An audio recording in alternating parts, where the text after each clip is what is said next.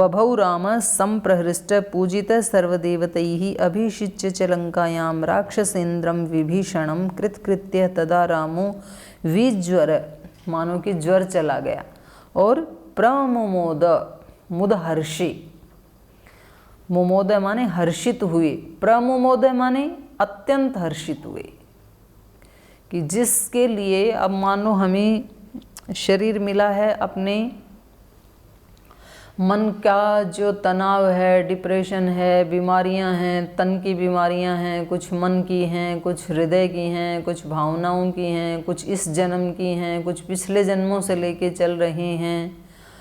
और एक दिन हमें भगवान जी ये बताएं कि आज तेरे सारे दोषों का नाश हो गया, और बताएं क्या हम स्वयं ऐसी अनुभूति करें तो कैसा लगेगा हमें। हम कल्पना ही करके देखें, किसी दिन हम बैठ गए ऐसे ध्यान में और हमने ये कल्पना की कि आज मेरी संप्रज्ञात समाधि लग गई है और मेरे समस्त दोषों का नाश हो चुका है, और मैं एक अत्यंत विशुद्ध आत्मा जैसा था वो अपने स्वरूप में प्रतिष्ठित हूँ, और अंतःकरण की जो शुचिता है वो बिल्कुल मैं पारदर्शी अंतःकरण वाला हो गया हूँ। ऐसी कल्पना करने से भी कितना सुख मिलता है। और अगर किसी का ऐसा हो गया तो उसके सुख का हम कैसे कल्पना करें। हमें तो जो ये बता रहे हैं तो उसको सोच के, और जो हमारे पास टूटा फूटा घिसा पिटा दोष से युक्त जो मन है उससे हम कल्पना करने की कोशिश कर रहे हैं, और जिसका हो जाता है, क्योंकि इसीलिए तो उन्होंने इतना ज़्यादा तप पुरुषार्थ किया, क्योंकि थोड़ा भी करते हैं तो उसकी आहट दिखाई देती है, उसकी अनुभूति होती है। मतलब हमें अगर चीनी का एक छोटा दाना भी मिलता है तो पता चलता है कि इसका टेस्ट कैसा है, मिठास कैसा है। तो फिर हम एक दाने के बाद 2, 3, 4, 10, 20 पूरा एक अंजलि, पूरा डिब्बा फिर घर में लाते हैं कि भाई इसको हम गर्म पानी में डाल के चाय बना के पिएंगे तो बड़ा अच्छा लगेगा। और पता लगा कि एक दाना ही कड़वा है, तब हम नहीं लाएंगे उसको। तो श्री राम ये सब कर्म करके विज्वर प्रमुमोद कृतकृत्यस्तदा देवताभ्यो वरं प्राप्य समुत्थाप्य च वानरान् अयोध्यां प्रस्थितो राम पुष्पकेण सुहृद्व्रतः। तो फिर देवताभ्य वरम प्राप्य, इन सब देवताओं से वरदान प्राप्त करके, क्योंकि देवता जो हैं वो देवता से ऊपर कुछ नहीं हो सकते हैं और देवता से नीचे भी कुछ नहीं हो सकते, भोग योनि है वो। जैसे पशु है ना, तो पशु से ऊपर कुछ नहीं हो सकता है, और पशु से नीचे भी कहाँ जाएगा, पशु ही रहेगा, पशु योनि। ऐसे देवता ही रहेंगे। लेकिन मनुष्य के पास ये ऑप्शन है कि वो मनुष्यत्व से देवत्व को प्राप्त कर सकता है, और देवत्व को भी क्रॉस करके फिर ब्रह्मत्व को प्राप्त कर सकता है, मोक्ष को प्राप्त कर सकता है। मोक्ष प्राप्त करना, ब्रह्मत्व प्राप्त करना एक ही बात है, इसके पास ऑप्शन है। तो इसलिए सब देवों ने भी इनको वरदान दिया। देवताभ्य वरम प्राप्य समुत्थाप्य च वानरान। अब ये एक समझने की बात है, वानरों को उठा करके, ये है संस्कृत में तो अर्थ, वानरों को उठा करके। तो इसमें जो हिंदी में दिया है अर्थ वो मुझे नहीं पता कितना ठीक है। इन्होंने अर्थ किया है कि जो मर गए थे उनको भी जिंदा करके। तो मरे हुए कैसे जिंदा हो सकते हैं, उस समय कोई विद्या रही हो, ऐसा भी नहीं समझ में आता है। क्योंकि ऐसी विद्या यदि इनके पास होती तो जटायु को ही फिर जिंदा कर लेते और अपने पिता को भी जिंदा कर लेते। तो जो मर गया उसको तो क्या जिंदा करेंगे। तो यहाँ पर है वानरान समुत्थाप्य, मतलब जो बच गए थे, सेना में जो बच गए उन वानरों को अपने साथ लेकर के, माने उनको पुष्पक विमान में उठा करके, समुत्थाप्य च वानरान अयोध्याम प्रस्थित रामः पुष्पकेण सुहृद्वृत्तः अयोध्याम प्रस्थितः। सुहृद्वृत्तः, वृत्त कहते हैं समूह को। तो सारे अपने वानरों को साथ लेकर के अंगद, सुग्रीव, हनुमान, विभीषण आदि जो बड़े सेनापति थे उनको साथ लेकर के सुहृद वृत्त, सुहृद माने मित्र और वृत्त माने समूह, सुहृद वृत्त सब अपने जो मित्र मंडली है उन सब को लेकर के, और वानरांच समुत्थाप्य, और वानरों को भी चढ़ा लिया, माने पूरा का पूरा अपना प्लेन भर लिया अपने ही उनसे। तो बड़ा ही रहा होगा, जैसे आजकल कई प्रकार के प्लेन है ना, कुछ में 100 व्यक्ति आते हैं, कुछ में 300 आ जाते हैं, कुछ में 1000 भी आ जाते हैं। तो इसी प्रकार का रहा होगा वो भी पुष्पक विमान भी। तो इन्होंने अपने जितने भी बचे थे उन सब लोगों को फ्लाइट में चढ़ा लिया, पुष्पक विमान में चढ़ा लिया। और आजकल के तो जो विमान हैं उनमें खिड़कियां सब बंद कर देते हैं। अब उस समय की पता नहीं क्या टेक्नोलॉजी रही होगी, जैसे हेलीकॉप्टर में तो हम खिड़की खोल सकते हैं लेकिन फ़्लाइट में नहीं खोल सकते हैं। तो इनका जो विमान है वो बिल्कुल ओपन है, सब देखते हुए चलो आराम से, और बहुत ज़्यादा ऊंचाई पे शायद नहीं उड़ता होगा ऐसे लगता है।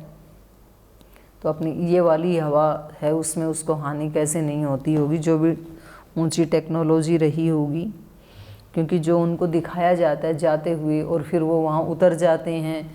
मन में आया तो अगस्त ऋषि के आश्रम में उतर गए, और मन में आया तो भरद्वाज के यहाँ उतर गए, फिर जा कर के अपने अयोध्या में उतर गए। तो सब जगह एयरपोर्ट तो था नहीं, तो वहाँ कोई रनवे तो था नहीं इतना लंबा चौड़ा, तो जहाँ जाते हैं जहाँ इच्छा करे उसको उतार लेते हैं हेलीकॉप्टर की तरह से। और सीता माता को दिखाते हुए भी जाते हैं कि देखो यहाँ हमारी सुग्रीव से भेंट हुई ऋष्यमुख पर्वत पर, यहाँ हमारी हनुमान जी से हुई, यहाँ हम शबरी से मिले, ये अगस्त का, ऐसे उनको दिखाते भी जाते हैं। तो इसका मतलब ओपन था वो पुष्पक विमान।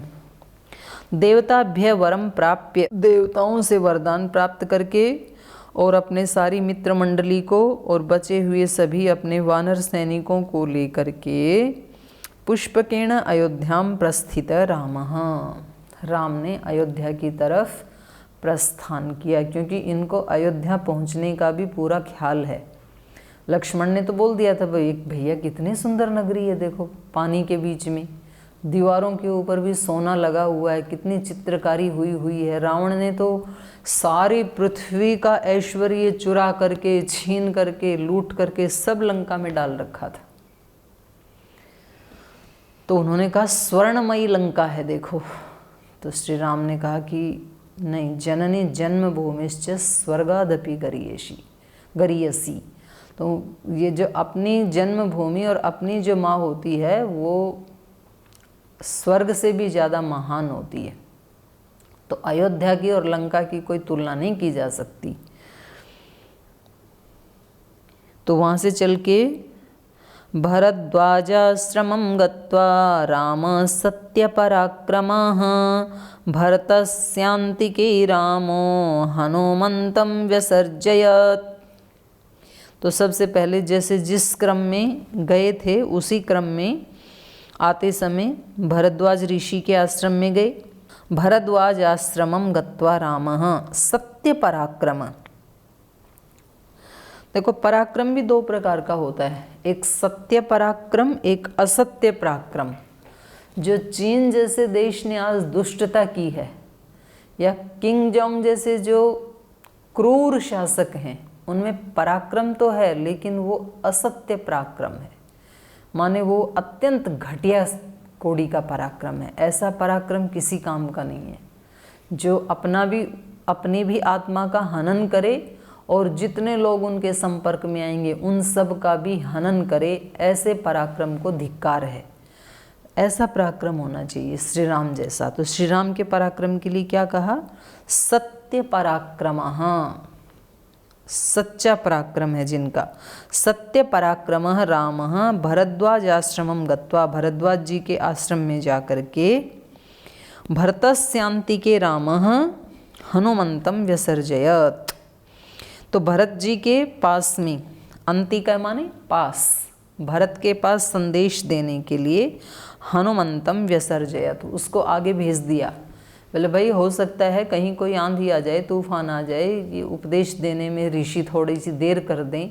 तो क्योंकि उसने जा कर के जाते समय बोल दिया था चित्रकूट में, जब भरत जी आए थे खड़ाऊँ लेने के लिए, भैया को मनाने के लिए आए थे, तो तब तो ये गए नहीं। तो इन्होंने कहा था कि चलो 14 साल तुम मेरी धरोहर समझ करके राज्य की रक्षा करो, और 14 वर्ष के बाद मैं स्वयं आकर के संभाल लूँगा। तो उन्होंने कहा था कि ठीक है भैया, आप कह रहे हैं तो आपके आदेश से आपका ही धरोहर मान करके मैं उसकी पूर्ण रूप से रक्षा करूँगा, लेकिन 14 दिन के बाद, 14 वर्ष के बाद यदि एक दिन भी आपने लेट किया तो फिर आप अपने भरत को देख नहीं पाएंगे। फिर मैं ये समझूंगा कि आपने मेरे को भुला दिया है और आपने मेरे को राज्य का लोभ ही समझा है। तो मैं एक दिन भी आपने लेट किया तो अग्नि समाधि ले लूँगा। तो इसलिए इन्होंने संदेश देने के लिए कि भाई आ रहे हैं, श्री राम आ रहे हैं, तो उसके चित्त को शांति मिलेगी, इसलिए हनुमान जी को भेज दिया। हनुमंतम व्यसर्जयत, संदेशवाहक के रूप में, कि हम यहाँ आराम से तसल्ली से आशीर्वाद लेते हैं ऋषियों का। तो ये दूसरा यहाँ राम का चरित्र ये हमें देखने को मिलता है कि जिस किसी ने हमारा उपकार किया था तो जाते समय उनके प्रति कृतज्ञता अभिव्यक्त करके जाना, नहीं तो व्यक्ति भूल जाता है। रोगी ठीक होने के बाद अपने डॉक्टर को भूल जाता है। रोगी होता है तो 10 बार फ़ोन करके पूछता है, डॉक्टर साहब अब कौन सी दवाई लूँ, अब मेरी ये सिचुएशन है, अब ये है। लेकिन जब पूरा स्वस्थ हो जाता है तो फिर वर्षों तक मिलने भी नहीं जाता है उससे और फ़ोन भी नहीं करता है। तो स्वस्थ होने के बाद रोगी अपने डॉक्टर को भूल जाते हैं। जवान होने के बाद बेटा बेटी माँ के तप को भूल जाते हैं, वो अपनी दुनिया में मस्त हो जाते हैं। कभी साल 6 महीने में फ़ोन कर लेते हैं। मदर्स डे के ऊपर वो व्हाट्सएप के ऊपर एक फूलों का गुलदस्ता लेके व्हाट्सएप कर देते हैं माता पिता को, फ़र्ज पूरा हुआ, हैप्पी मदर्स डे ऐसे भी लिख देते हैं। पढ़ाई पूरी होने के बाद शिष्य अपने गुरुजनों को भूल जाते हैं। अपनी डिग्री अपने हाथ में आई, फिर गुरुजी यदि पास से गुजर रहे हों तो वो ऐसे अपनी पीठ को घुमाते हैं जैसे उन्होंने गुरुजी को देखा ही नहीं, कि नमस्ते ना करनी पड़े। तो ये संसार ऐसा मतलब परिवर्तनशील है कि जब किसी व्यक्ति का अपना स्वार्थ पूरा हुआ तो जिस व्यक्ति ने हमारी मदद की थी हम उसको भूल जाते हैं। लेकिन श्री राम ऐसे नहीं हैं, वो उससे बिल्कुल विपरीत हैं। किसी ने छोटा सा भी उपकार किया हो तो उसको वो कभी भूलते नहीं हैं। और ये बहुत बड़ा गुण मैंने श्रद्धेय स्वामी जी महाराज के और पूज्य आचार्य जी के चरित्र में देखा।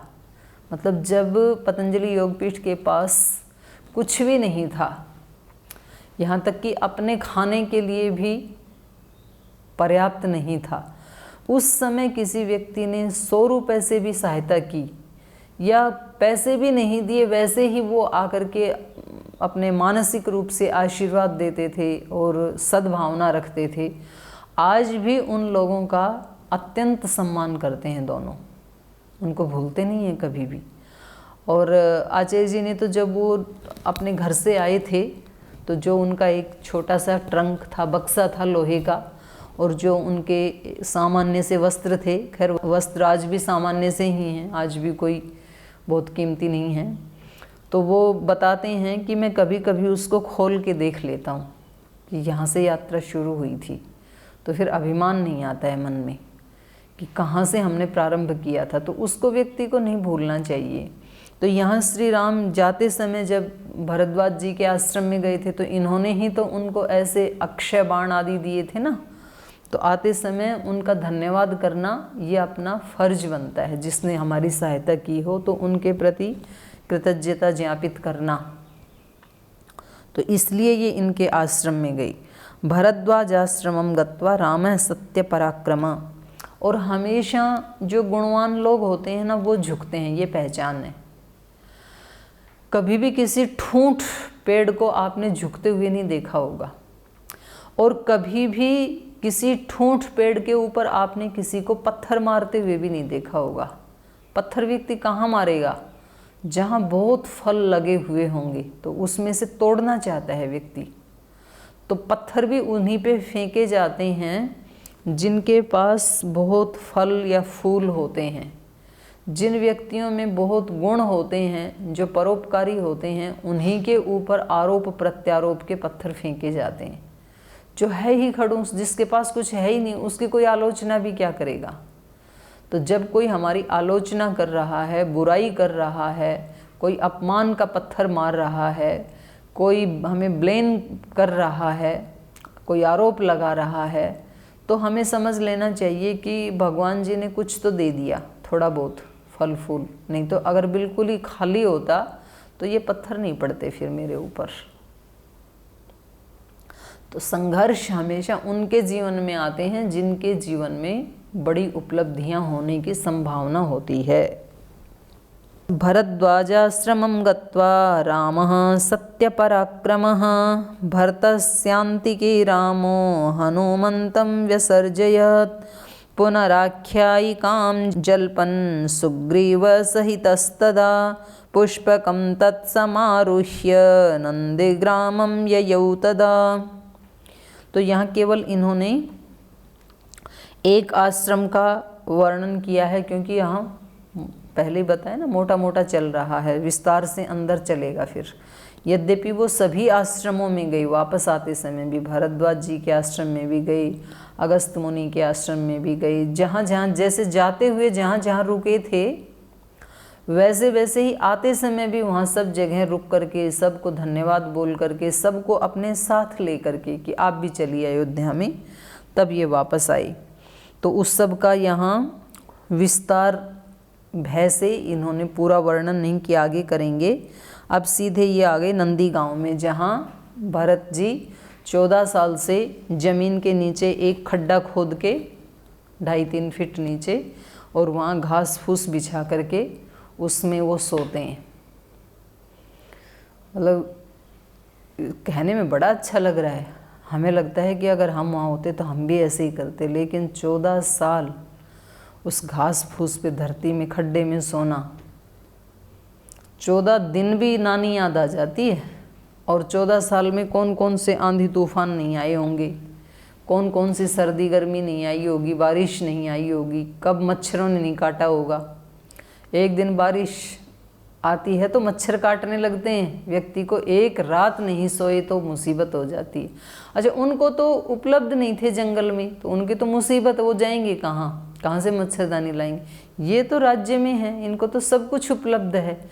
इसलिए भरत जी का तप राम से भी ज़्यादा ऊंचा है। उपलब्ध होते हुए अपने आप को संयम करना। यद्यपि राम कोई कम संयमी नहीं है, वो चाहते तो उनको भी उपलब्ध हो जाता, लेकिन इनके पास तो सब कुछ दिया। ये तो राजा हैं, और राजा होकर के फकीरी का जीवन जीना, और वो भी 14 साल, तो ये सामान्य आत्मा का काम नहीं है।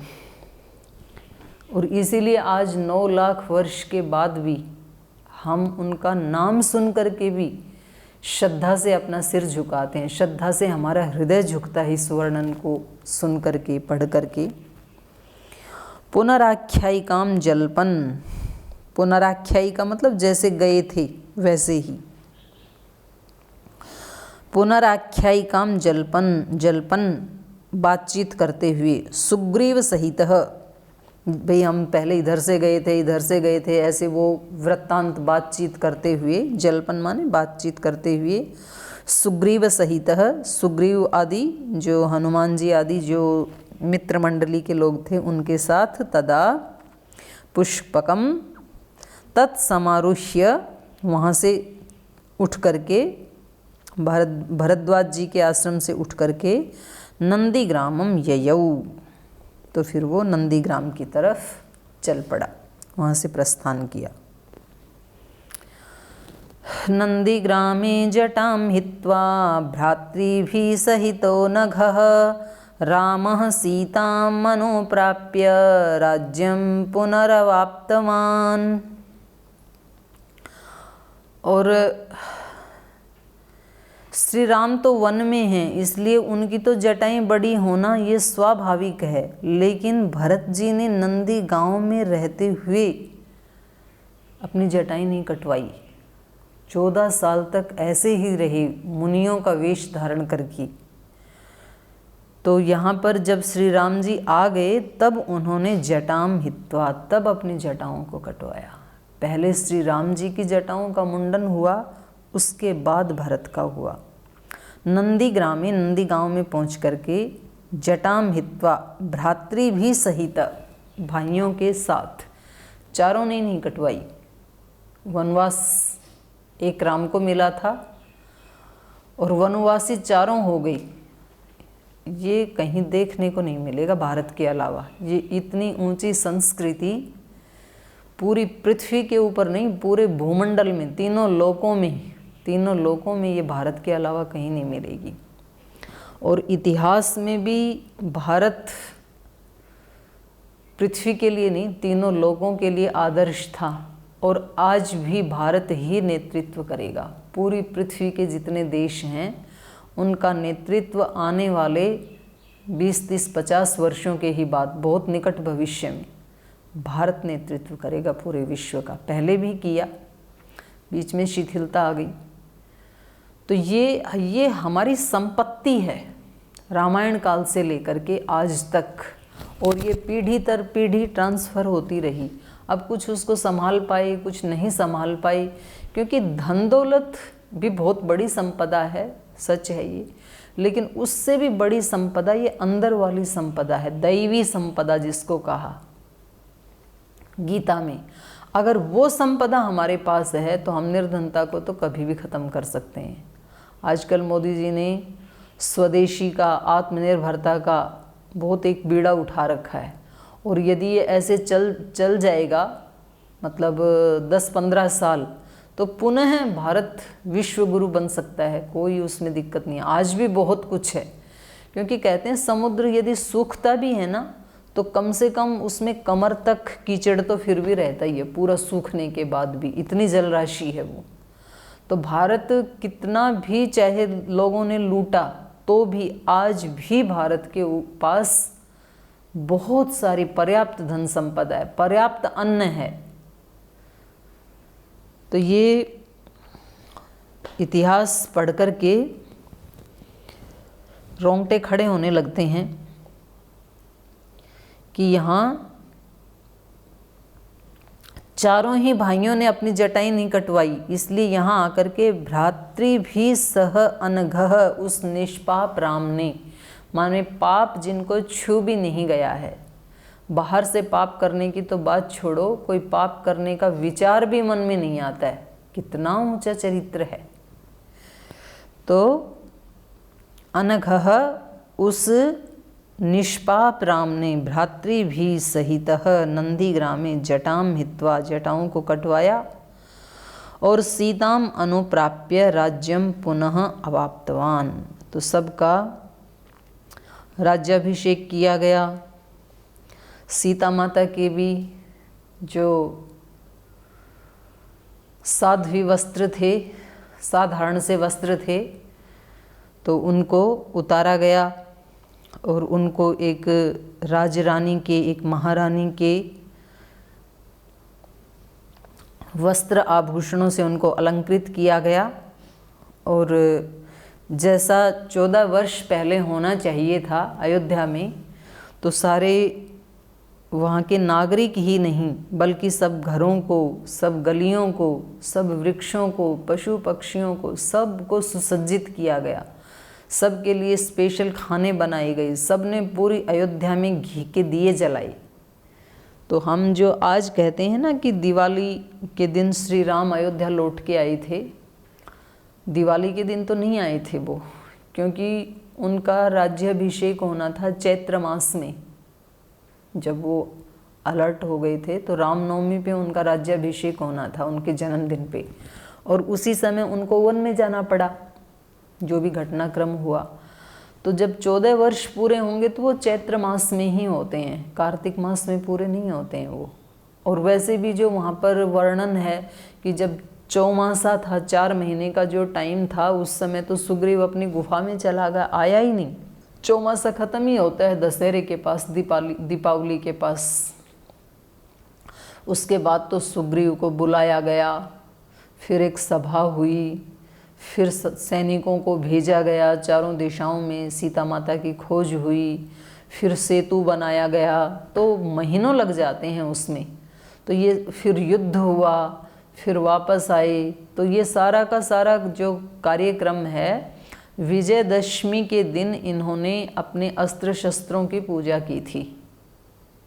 दशहरा जिसको हम कहते हैं, दिवाली से 20 दिन पहले जो आता है कि भाई अब अपने इनको जो जंग लगा है उनको धार लगा लो, अब युद्ध करना है। तो उस समय प्लान बनी। तो ये फिर आए चैत्र मास में, जिस दिन 14 वर्ष पूरे हुए उसी दिन आए श्री राम। एक दिन भी मतलब उन्होंने ऐसे नहीं कि चलो हो गया अब तो बस एक दिन में, क्या, ऐसा नहीं। पूरे के पूरे 14 वर्ष समाप्त करके, ना उससे एक दिन कम किया, और ज़्यादा इसलिए नहीं किया क्योंकि भरत ने उनको प्रतिज्ञा करवाई थी। लेकिन जिस दिन वो आए उस दिन पूरी नगरी को घी के दिए जला के सजाया गया था, पूरा नगर। तो ऐसे लग रहा था कि जैसे नगर में दूसरी दिवाली आ गई है। तो ये ज़रूर है कि वो एक दिवाली ही थी। तो इस समय सारे नगरवासी भी और ये चारों भाई भी और चारों बहनें भी, सीता आदि उर्मिला आदि जो राजरानियां हैं, उन सब को सुसज्जित किया गया। और रामः सीताम अनुप्राप्य, और पुनः महारानी सीता को महाराज श्री राम के साथ सिंहासन पर बिठा करके सुशोभित किया गया। राज्यम पुनः अवाप्तवान, और पुनः उन्होंने अपने वो जो धरोहर के रूप में जो राज्य अयोध्या का भरत जी के पास था उसको स्वीकार किया। तो ये बहुत ही मर्मस्पर्शी वर्णन यहाँ पे चल रहा है। और एक एक श्लोक में अनेक अनेक शिक्षाओं का भंडार यहाँ भरा हुआ है। अपने जीवन को हम उत्कृष्ट उससे करने के लिए कोई एक शब्द भी ले लें तो बड़ा बल मिलता है। तो इतना ऊंचा इतिहास किसी के पास हो तो ये भी कोई पुण्यों से कम नहीं है। नहीं तो व्यक्ति उसको देख करके अपने जीवन को संवार सकता है। अगर किसी का कोई इतिहास ही नहीं है तो वर्तमान को सुधारना भी फिर थोड़ा कठिन हो जाता है। तो शेष चर्चा हम कल करेंगे। आज यहीं पाठ को विराम देते हैं।